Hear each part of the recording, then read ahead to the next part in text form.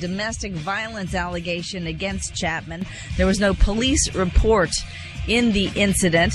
Have some other baseball news as well. NL Rookie of the Year and Cubs third baseman Chris Bryant has filed a grievance against the Cubs, alleging he was kept in the minors to delay future free agency. Red Sox traded pitcher Wade Miley to the Seattle Mariners, while college football, the three Heisman Trophy finalists were announced. In New York Saturday night, it'll be Alabama running back Derrick Henry, Stanford running back Christian McCaffrey, and Clemson quarterback Deshaun Watson. NBA, the Sixers lost again last night, but news out of Philadelphia, Jerry Colangelo named Sixers chairman of basketball operations. I'm Deb Carson.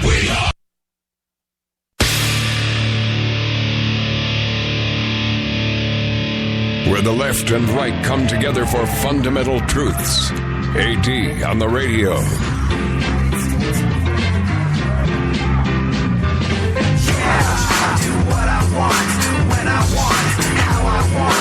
Every day you're going and working, running that rat race and that pace and that place will leave a bad taste for anyone, everyone working day after day. So buddy, I gotta say for you, there's gotta be a better way, yeah. And you do what they told ya, company man, feel it, a mindless little soldier. How can you live like that and maintain your composure before it's begun? Your life's already freaking over, yeah. I do what I want. Funkhauser, what's the title of today's show? That's not what she wants for Christmas. That is not what she wants for Christmas. What does she absolutely not want for Christmas? What should you, under no circumstances, be purchasing for her at Christmas? Or I would imagine any time whatsoever. What's a classic mistake that all men make, or the vast majority of men make, that they think that is going to get them some sweet loving underneath the mistletoe, that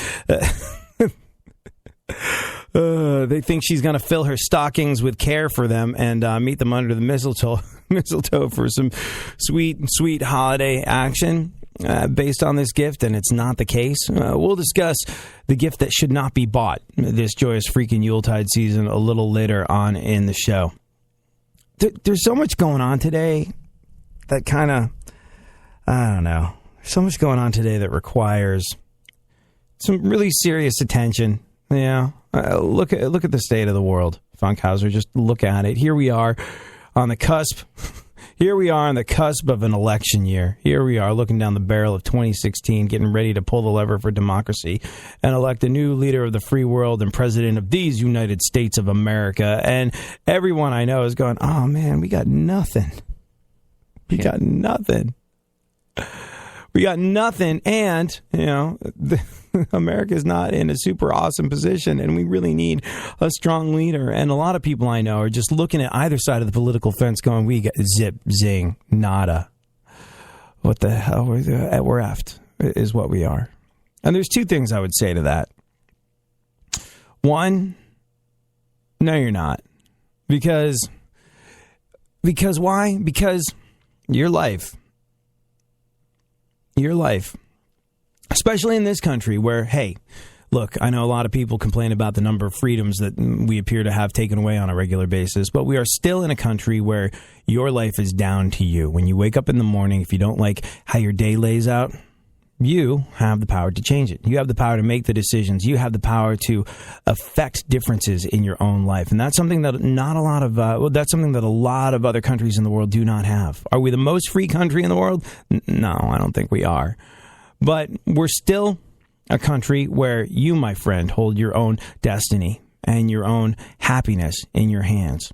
Life, liberty, and the pursuit of happiness. That pursuit of happiness stuff falls to you and me. And I've heard so many people be like, ugh, well, that's it. Moving to Canada. Don't like any. If Hillary's elected, moving to Canada. If Trump's elected, moving to Canada. You know, might as well just start picking out a nice home in Nova Scotia or something like that, because, you know, we're not long for this American world. Grumble, grumble. And, well, I got to admit, Funkhauser, is there anyone that really sort of stands head and shoulders above to you where you're like, I feel confident in this choice? No. Yeah, I wish, I think but not yet. Yeah. I think there's just, you know, for whatever reason, it's like you wish you could take little pieces of each candidate and mash them together and make one good one. And a lot of people are despairing El Super Presidente. Yes, El Super Presidente. And how cosmopolitan of you, Funkhauser, to assume that they'd be Hispanic in origin. And so I guess your ideal candidate. Do you like Ted Cruz? What do you mean as a person? He's probably a nice guy. Probably a nice guy. Probably has to read the book twice, I think, to get it. He did that whole bit where he acted out during a campaign stop.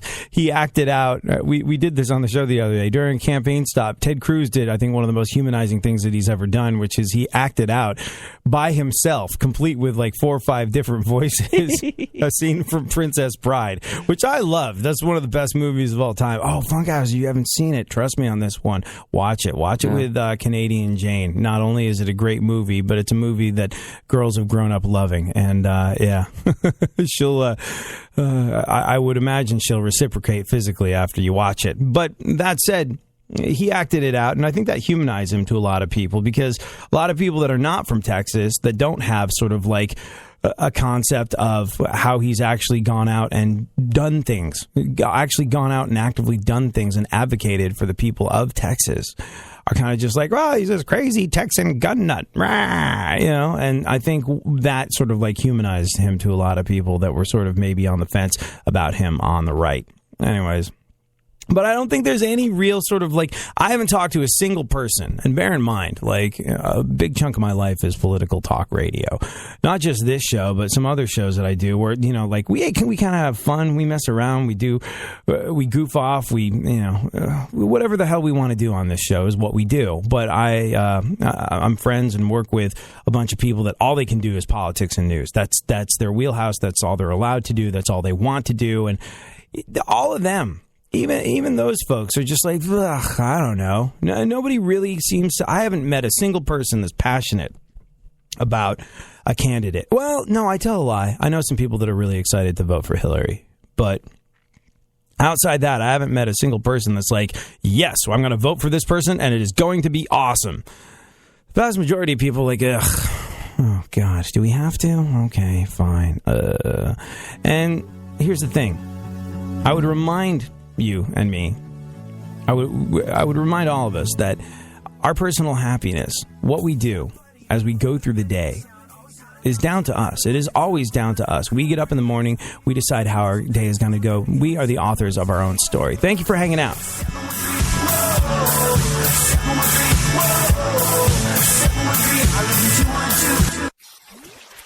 iHeartRadio shines the spotlight on Queen. She's a killer queen, gunfight eternity, dynamite with a laser beam, guaranteed to blow your mind.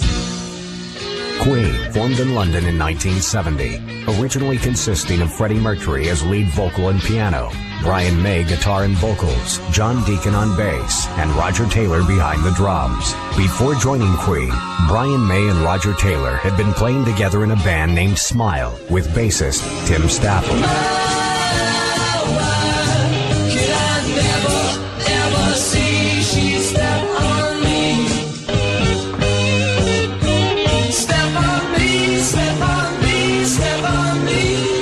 Real classy. Why don't we just go to the story? Sarah was a fan of Smile and encouraged them to experiment with more elaborate stage and recording techniques. After Staffel's departure in 1970, Mercury himself joined the band shortly thereafter, changed the name of the band to Queen, and adopted his familiar stage name. John Deacon joined the band, and in 1973, the debut album Queen was released.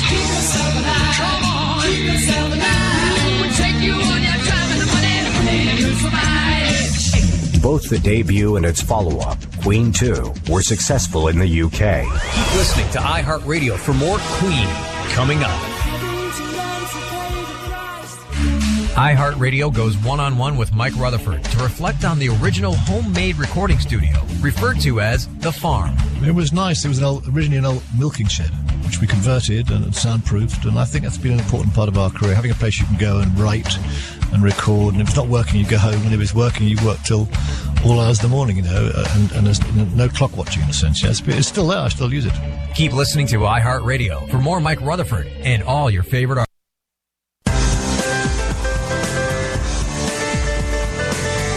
Like most kids from a privileged white upper-middle-class suburban background, for a significant portion of his childhood, he was pretty convinced he was down. AD on the radio. Yeah, oh, let's go. Talking that mess, better act like you know. Oh, let's go tonight. Walk away, punk, yeah, bitch. That's right, I know this. You're nothing but a punk, bitch. You're nothing but a punk, bitch. So walk away, yeah, yeah. You've been talking about me for a long time, but you're too scared to say what's on your mind. You've been talking about me for a long time. So Donald Trump.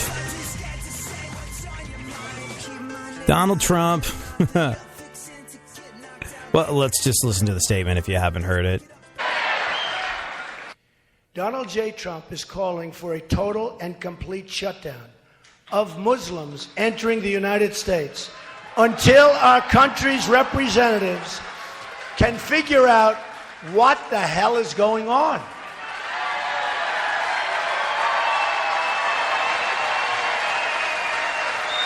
We have no choice. We have no choice. Mr. Trump stated, without looking at the various polling data, it's obvious to anybody the hatred is beyond comprehension of such a big portion. Where the hatred comes from and why, we will have to determine. We're going to have to figure it out. We have to figure it out. We can't live like this. It's going to get worse and worse. You're going to have more World Trade Centers. It's going to get worse and worse, folks. We can be politically correct and we can be stupid, but it's going to get worse and worse. Folks, those days are over. Those days are over. We have to be tough. We have to be smart. We have to be vigilant. Yes, we have to look at mosques and we have to respect mosques. But yes, we have to look at mosques. We have no choice. We have to see what's happening. Because something is happening in there. Man, there's anger. There's anger. And we have to know about it. We can't be these people that are sitting back like in the World Trade Center, like so many different things. We can't be people that knew what was going on 2 weeks ago in California. Probably for months they knew what was going on, and they didn't want to tell anybody. We can't be that. We have to be strong. When we see violations, you have to report those violations, and quickly. You don't worry about profiling. I promise I will defend you from profiling. I promise. So, interesting stuff, interesting times for sure, because that has been possibly one of the most polarizing pieces of speech that I've heard in a very, very long time. People reacted to it in one of two ways. But both of those ways were incredibly strong. People I know were embarrassed for America because of Trump. People I know have sort of disavowed him as an American because of his attitude toward people of a different faith coming into the country. And people I know have said, this is absolutely right on the nose. Yeah, why is nobody paying attention to this? Why is nobody paying attention to the fact that a couple of people got radicalized and that were sort of like born in America, I think. Or were they born in America? The San Bernardino shooters. Like, I think the guy was from America, the woman not so much. But, you know, radicalized and went in and committed the biggest act of terror in America since 9/11. And people are saying, why are we not more awake to this? There's no doubt that he's saying something. He's touched a nerve. He's touched a nerve in a way because it's definitely heavily on people's minds. Look, that was the single biggest act of terror since 9/11. And essentially, we, as America, I think, were absolutely caught with our pants down on that one.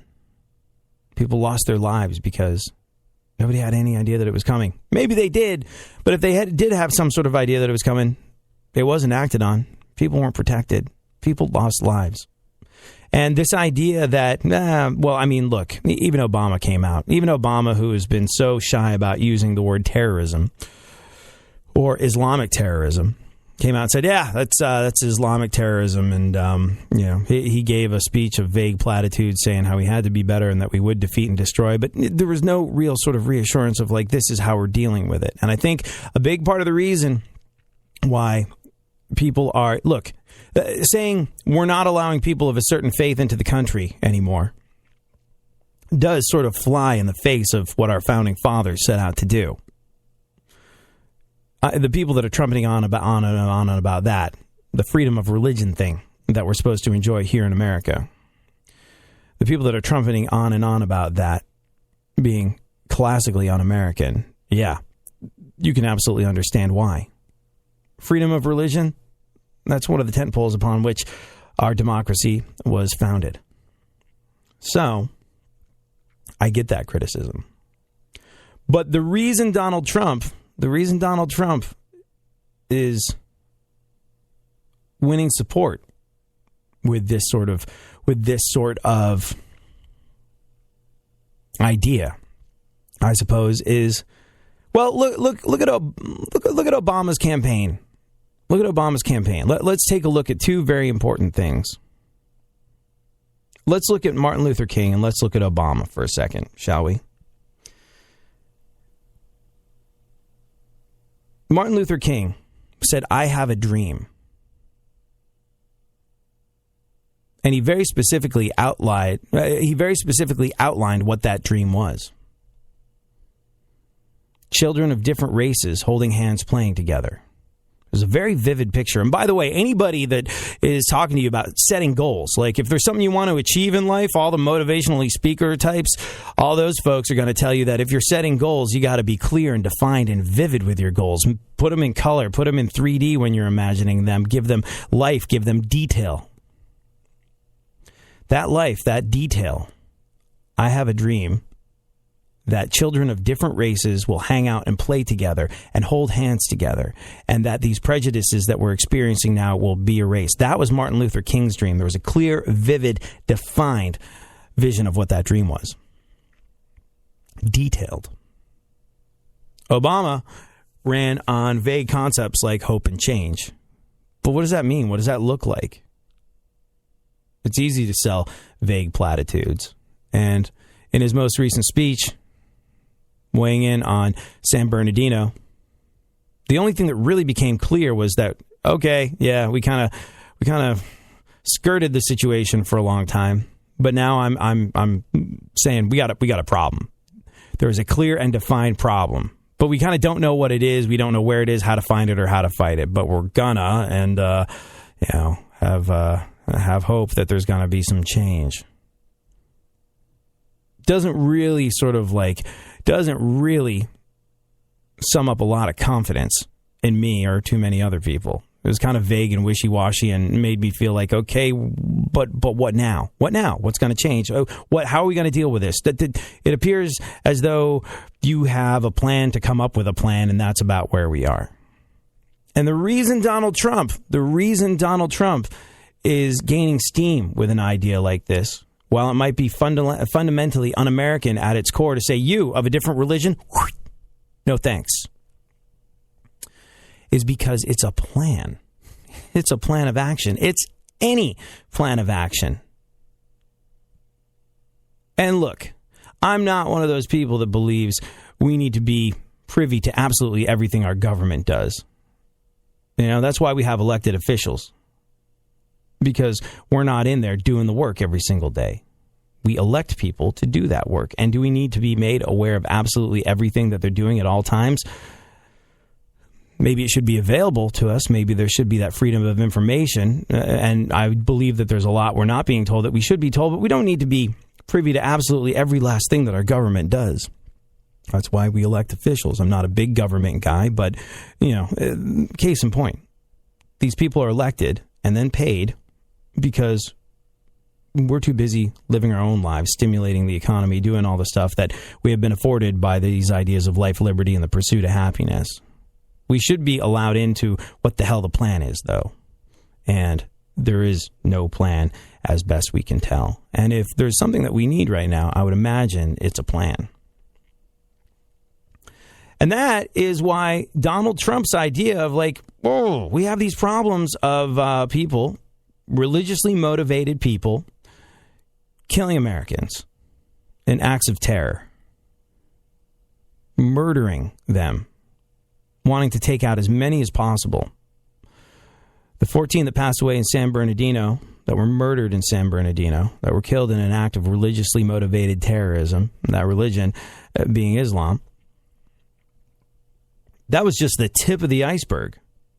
These people had hoarded over 1,000 rounds of ammunition. They had bombs. They had much bigger plans than that. It was the single largest act of terrorism since 9/11, and I'm guessing that as stoked as they were with the outcome up to the point where they died, they had aimed much higher in terms of what the potential body count could have, should have, would have been in their playbook of Islam. So Trump did something that I don't think a whole lot of other people have done. He provided a plan. And hopefully,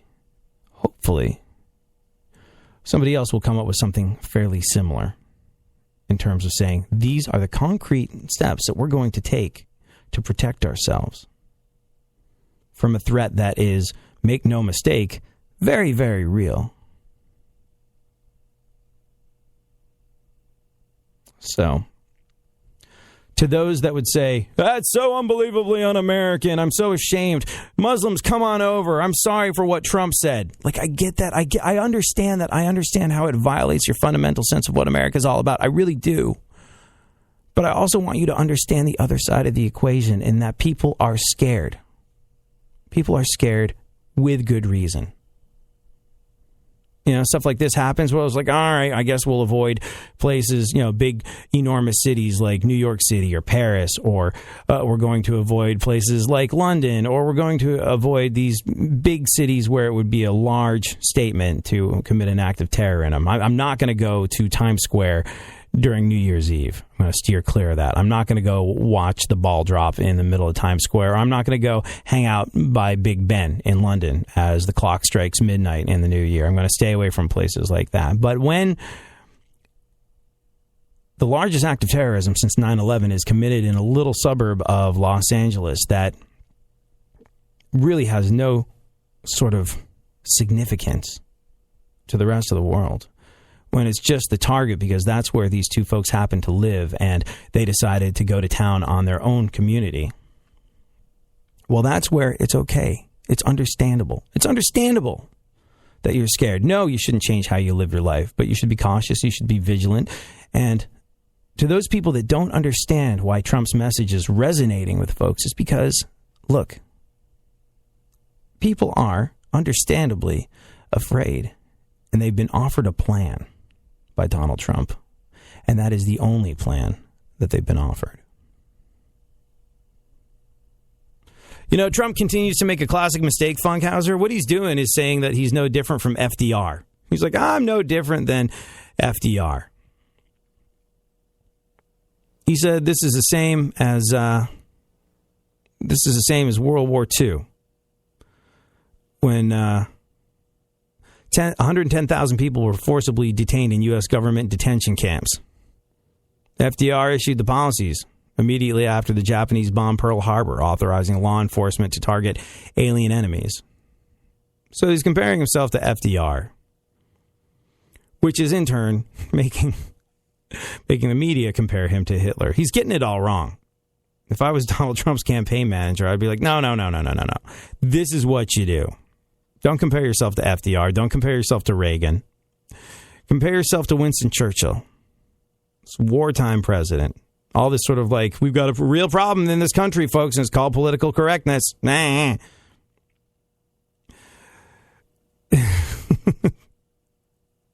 Churchill was a cigar-chomping, hard-drinking guy that was quick to crack wise with the one-liners. What's that whole thing? Sir, you are drunk. Madam, I may well be drunk, but when I wake up in the morning, I will be sober and you will still be ugly. That's a Winston Churchill classic. Not the most politically correct guy in the world, but a guy that was viewed as somebody that got things done and advocated for humanity. If I was Trump's campaign manager, I was like, just keep drawing parallels between you and Churchill, and you'll be in good shape. The FDR thing, yeah, he went south on that one.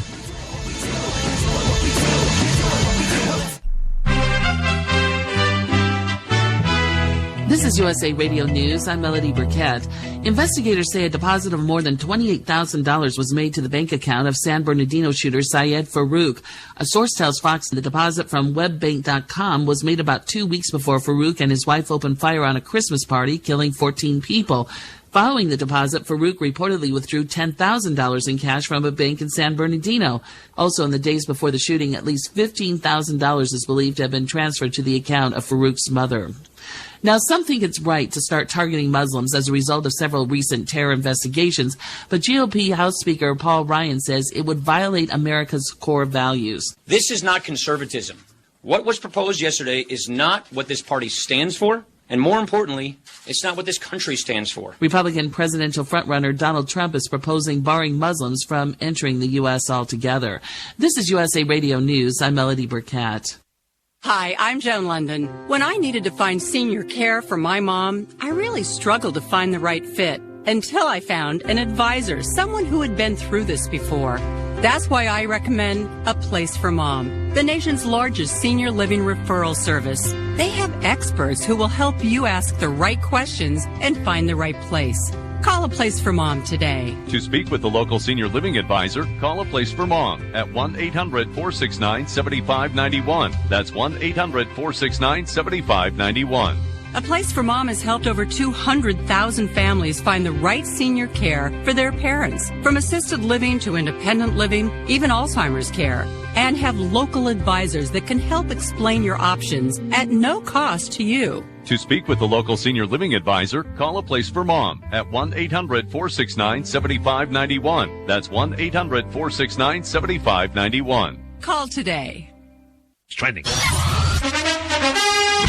In the NFL on Monday Night Football, the Cowboys get by the Redskins 19-16. Dallas kicker Dan Bailey hit 4 field goals, including the game winner from 54 yards out with 9 seconds to play. Dallas at 4-8 is just a game out of the NFC East lead for head coach Jason Garrett. Certainly was not perfect on offense, defense, or in the kicking game, but there was a lot of fight out there, and I thought our team did a great job responding to all the different situations that came up in the ball game. None bigger than the end of the game. Washington is tied with Philadelphia and the New York Giants at 5-7 for the division lead, and the Redskins do still hold the tiebreaker. In the NBA, the Spurs crushed the 76ers 119-68, a 51-point win for San Antonio. They didn't even play starters Tim Duncan and Kawhi Leonard. Philadelphia drops to 1-21 on the season. College basketball game of the night, a battle in the top 10 as number 7 Oklahoma won easily against 9th-ranked Villanova 78-55. I'm Eddie Garcia. We are Sports. iHeartRadio puts the spotlight on Bon Jovi. 1988's New Jersey, hit number 1. Real classy. Why don't we just go to the story? 2 more number 1 hits in Bad Medicine and I'll Be There For You.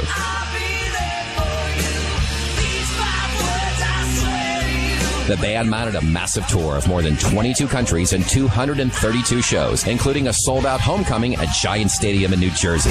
Following 16 months of non-stop touring, Bon Jovi's members were exhausted, and the band went their separate ways in 1990 with no future plans. They worked out their differences and released Keep the Faith in 1992, but the album was a letdown from New Jersey, though Bed of Roses hit number 10 on the charts.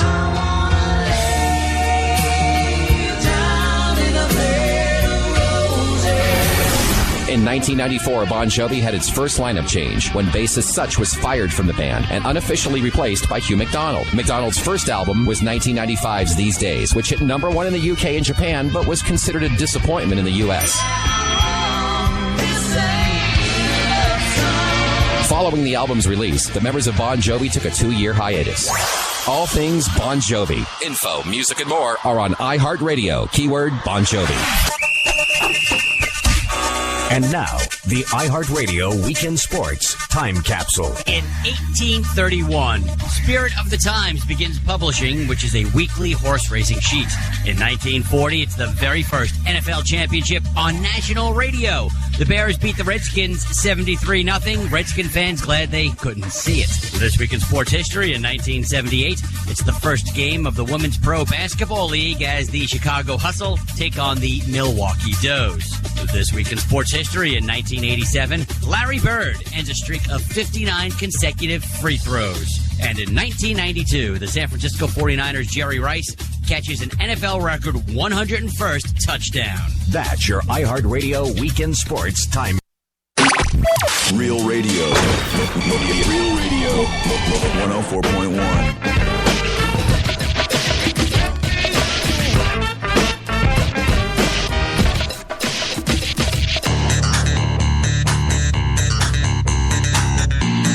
Now, more AD on the radio. Back once again, the ill behavior, delivering and giving you a musical savior. Back once again, it's your boy AD again. Nobody rock a party better than me. Back once again, the ill behavior, delivering and giving you a musical savior. Back once again, it's your boy AD again. Nobody rock a party better than me.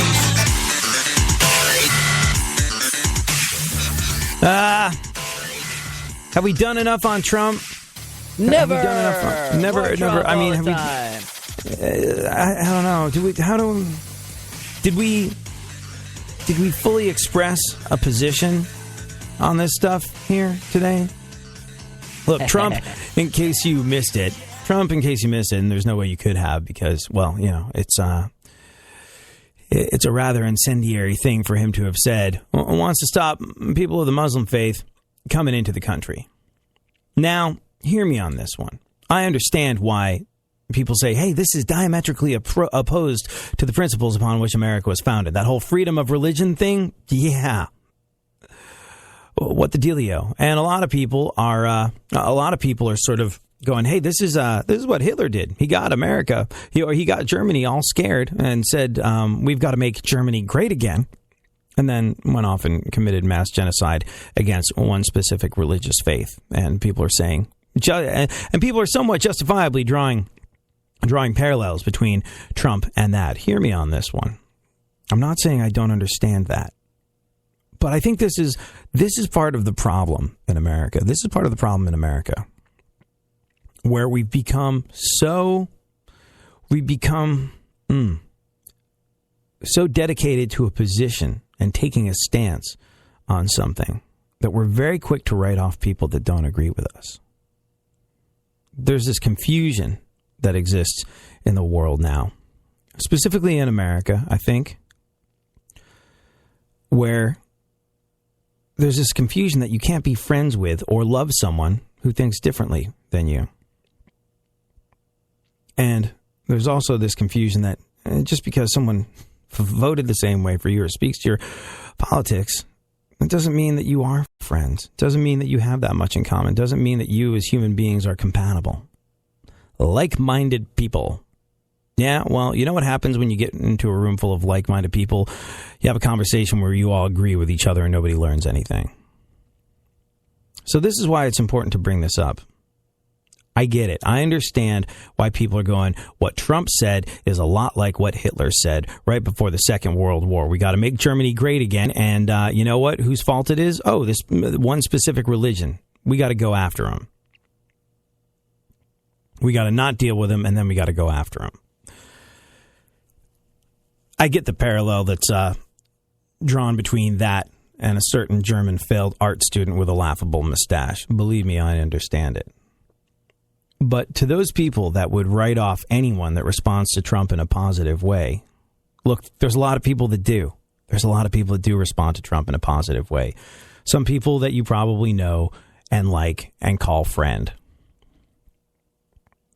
And because they're responding to Trump in a positive way doesn't mean you have to cut them out of your life. It doesn't mean that you have to defriend them on Facebook. I've seen so many of these like things. Well, I went on a defriending spree. Goodbye, everybody I thought was my friend that finds any kind of justification in what Donald Trump says. Click. Glad we don't have to deal with each other anymore. And to me, I admire the steadfastness to principles that motivates that sort of the steadfast dedication to your principles that motivates that sort of thing. But I think really what the important thing is that people understand why Donald Trump is getting some traction by saying things like this. And that is because he's got a plan. Because a plan sounds more appealing than no plan. And Obama, after he addressed the San Bernardino shootings, if there was one thing that kind of, I think, resonated with the American people is that there doesn't seem to be a plan. Maybe they're not telling us, but it would be nice if they said, hey, we're handling it. We can't say how we're handling it, but you just wait. We've got this covered. it was kind of vague, and it didn't offer people a lot of reassurance. It didn't make people feel like, okay, all right, well, there was this random town where 14 people were gunned down, 21 more people were injured in the single biggest act of terrorism since 9/11. There was no warning. There was no idea that something like this would happen. Nobody would have expected it to happen in a little town like San Bernardino. This makes me feel unsafe. This makes me feel not okay about going to my own office party. This makes me feel some things that I don't want to feel. Not only with regard to my safety and my family's safety, but this makes me feel some things that I don't want to feel because I'm a good person and I don't want to deny people their freedom of religion. But this guy who showed no signs of being radicalized killed 14 people after becoming radicalized and committing an act of Islamic terrorism. And now I'm looking at my buddies, now I'm looking at my mosque down the street, feeling a little insecure and just wishing we had a plan. I'm not trying to be a terrible person. I'm not trying to negate anybody's freedom of religion. I'm not trying to negate anyone's pursuit of happiness, but this just happened, and these were the circumstances. And for that reason, I'm a little scared. I could use the presentation of a plan from my government. And Obama got on stage and really, I don't think for me or for too many other people, offered us a sense of reassurance that everything was going to be all right, or that they had a way that they were going to deal with this sort of thing in the future. I mean, the whole sort of like thing of being more careful about people on no-fly lists, and the thing about sort of like expanded gun control measures. That neither of the people that committed this atrocity, this act of terrorism, were on any kind of list. So yeah, that doesn't really float my boat in terms of feeling safer about the world. And that's why Donald Trump's message resonates with people, because he had a concrete, defined plan. This is a problem. This is what we're going to do about that problem. And while the parallels between him and Hitler and the attitude may very well be justified in your mind through historical precedent, I want you to understand why his message speaks to people that are good, that might be your family, that might be your friends. And if you let that divide you and separate from your family and your friends and the people that you love, we're not off to a very good start. So dig a little deeper and search for some humanity, even in the most unlikely of places.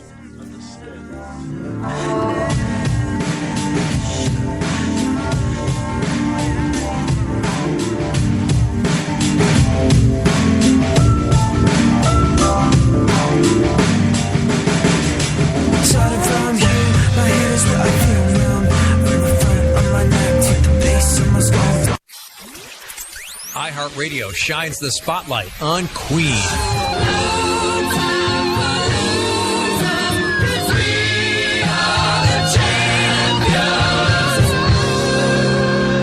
By the early 1980s, Queen were one of the biggest stadium rock bands in the world, and their performance at 1985's Live Aid is regarded as one of the greatest in rock history.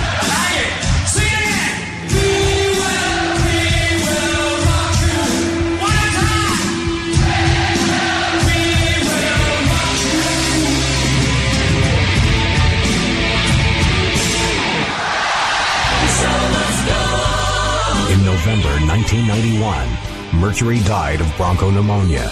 Deacon retired in 1997. Since then, May and Taylor have been frequently performed together, including a collaboration with Paul Rogers, which ended in May 2009. Queen released a total of 18 number one albums, 18 number one singles. Estimates of their album sales generally range from 200 to 300 million albums, making them one of the world's best-selling music artists. They received a Lifetime Achievement Award from the British phonographic industry in 1990 and were inducted into the Rock and Roll Hall of Fame in 2001. Keep listening to iHeartRadio for more Queen coming up. And now, the High-Tech Auto Report with Michael Garfield. Hey, what happens when Henry Ford hooks up with Bill Gates? Well, that's what's happening in the auto industry now, as manufacturers are packing technology in all parts of their vehicles. You know, I recently visited Ford's Research and Innovation Center in Silicon Valley to check out the new in-car concepts that are being created. Autonomous driving, that is all the rage, where cars are going to drive themselves one day. I even saw a smartwatch, very cool, that can connect you with your vehicle Have mercy. This is Billy F. Gibbons right here, and you're listening to AD on the radio. Now, someone who everybody wants to punch in the face. AD on the radio.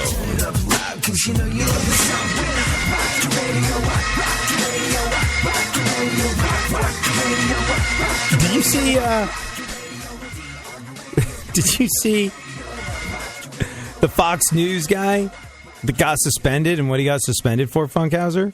No. What happened? Ralph Peters. First and foremost, Ralph. Great name. He got suspended for saying some stuff about Obama on TV. On TV, mind you. Wait a minute. What was his name? Ralph Peters. Real classy. Why don't we just go to the story? This is let me know if you can catch the moment where he said something. It's not very subtle. Let me know if you can catch the moment where he said something he shouldn't have on television that got him suspended. Here's Fox News commentator Ralph Peters. Look, Mr. President, we're not afraid. We're angry. We're pissed off. We're furious. Yes. We want you to react. We want you to do something. You're afraid. I mean, this guy is such a total pussy. I gotta call you. You can't use language like that on the program, okay? I'm sorry. Okay. My choice of words was incorrect. Yeah, you suppose? But my sentiment, I think, is shared by many. I didn't feel any passion from him, like you said, Andrea. I felt like he could give a he could care less. Ooh. So this was an act of terrorism designed to kill innocent people. This is what they're reacting to. And the precedent has been set on that show, so we're good. I thought he was kind of a dick yesterday. Oh my God! Doing that. I do apologize. Like he could care less. He could care less. Yeah, so they're all suspended for cursing. That made me on so the air. nervous just now. Yeah. Yeah, it's like, when you say these things on national television, people hear them, right? It's just sort of like, I get that. I like your passion, really do. But stunningly poor choice of words, seeing as you're in the field of broadcast television. I don't know what it is. I think the internet has made things a little different. I think, look, I don't think nudity is such a big deal anymore. The case in point, Playboy doesn't have nudity anymore because Playboy used to be where folks went to get their nudity, but now it's literally everywhere. You can't avoid it. Here a boob, there a boob, everywhere a boob. And Playboy realized it wasn't special anymore, so they're like, we're covering them up. And the same thing with vulgarity, and the same thing with curse words and stuff like that. Like, everybody is on the internet dropping the F-bomb at all times, and then they sort of their audience follows them online, and then they make the mistake of thinking they can take that onto broadcast television. So 10 out of 10 for fiery passion, minus several million for clear thinking in that particular arena. You can't. Oh gosh, we have this thing. We've got a responsible broadcasting initiative thing that we got to take every single year as broadcasters. You've taken it, right, Funkhauser? Oh, yeah. Mm-hmm. Yeah. Mm-hmm. Basically says don't do what we just did. Well, no, we didn't do it. They did it, and it was censored, so we're all good. But but here's the thing. It's a multiple choice thing. I'll draw back the curtain on our broadcasting careers here just a little bit. Here's the thing. It's multiple choice, and there's one question that we get every single time, like, which one of these options best sums up the proper attitude toward airing questionable material? Is it A, when in doubt, leave it out, or B, if it makes you grin, leave it in? And in that particular instance, the folks over at Fox sort of forgot their training and they went, it makes me grin, I'm going to leave it in. It's like, these people have jobs, Funkhauser. These people have jobs that pay more than ours. It's like blows and boggles my mind at the same time. All right, I've had enough of politics for today. Let's you and I talk. Let's go over some news, Funkhauser. We're getting to it late in the show. Our segment, My Witness News, in no way, shape, or form fair. Certainly not balanced. In a little bit, we'll talk about what you should not be buying her for Christmas. I have some ideas, but I'll save them for later. Okay. Madonna was snubbed by Grammy voters. Yeah. Grammy nominations came out the other day, and noticeably absent from a list of Grammy nominations was Madonna, and she's hopping mad about it. She feels like her most recent album, whatever the hell it's called, was some of the best work she's ever done, and she's an artist of great weight and significance, and Madonna snubbed by Grammy voters, which I can imagine is probably to her particularly insulting, only because she's closer than anyone else in pop music to actually being someone's Grammy. That's a good one. Thank you very much. The 50 Shades of Grey sequels will shoot back to back. And front to front, and front to back, and back to front. Real classy. Why don't we just go to the story? Go on. Justin Theroux almost drowned on his honeymoon with Jennifer Aniston. Yeah. Justin Theroux, that guy that I think a lot of people look at Justin Theroux and go, really? This guy? Like, what's he been in? Like, no, seriously, where did she dig this dude up? I don't know. Any idea? Had anyone heard of Justin Theroux before he started getting to see Jennifer Aniston naked? Is that a thing? Did anybody know who this guy is? Has anybody seen anything that he's been? Apparently, he's an actor. No one's ever seen anything that he's been in.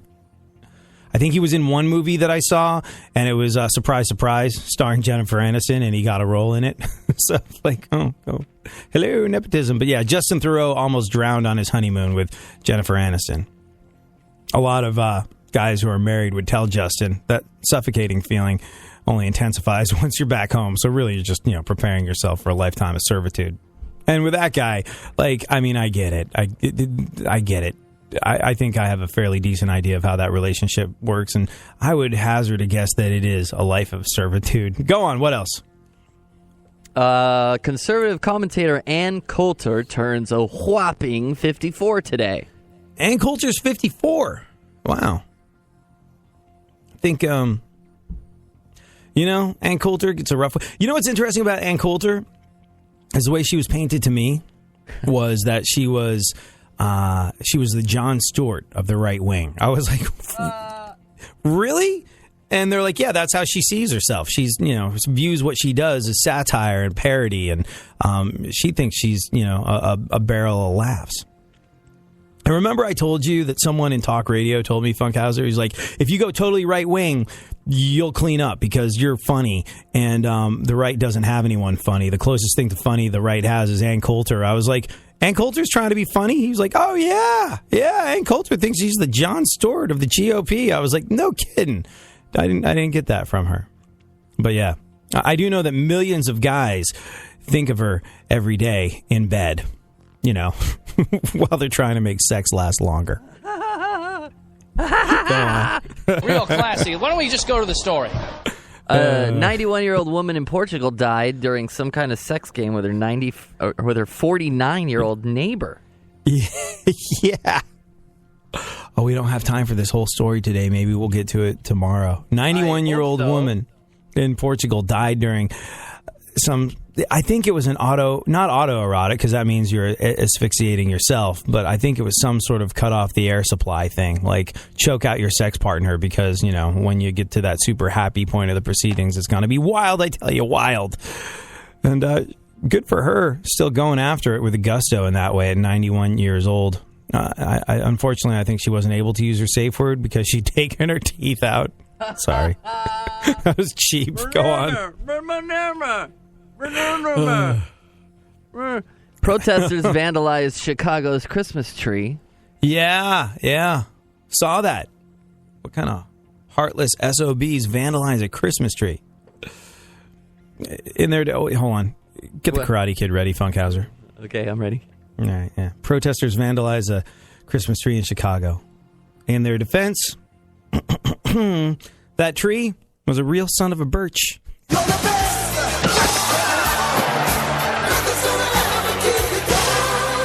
I give that 8.5. Thank you very much. It doesn't get any better than that. It's all downhill from here. So let's continue with a couple more pieces of news, and then we'll talk about what you should not be getting your sweetie pie this holiday season. What else? Science is in the news. Science has determined that men really are better with directions. Oh, thanks, science. But schlocky radio comedy figured that one out about 50 years ago. Go on. The U.S. Postal Service is testing a feature that emails customers photos of their mail before delivery. Yeah, it seems to be working real well. So far, I've received 12 pictures of my neighbor's mail. I was like, oh, good. Knock on their door. Hey, the Williams-Sonoma catalog's coming. Go on. A guy named Bud Weiser? Yeah. What, I love this story. Budweiser? Yeah, his name's Bud Weiser. Yeah, he was caught trespassing at a Budweiser brewery. Brewery. Where they brew the beers. Yeah. The irony is delicious. Guy with the name Bud Weiser was caught trespassing at a Budweiser brewery. Kind of like that time Kanye West was caught trespassing at a Summer's Eve factory. Wait for it. And there it is. All right. What are you planning on getting Canadian Jane for? I can't tell you. She's listening. Oh, we have a listener? We have one today. Well, two if you count Lisa on Twitter. Hey, we are not just number one, but number one with a hot foot. With a bullet. Orlando, Florida. Like, just we're number one with.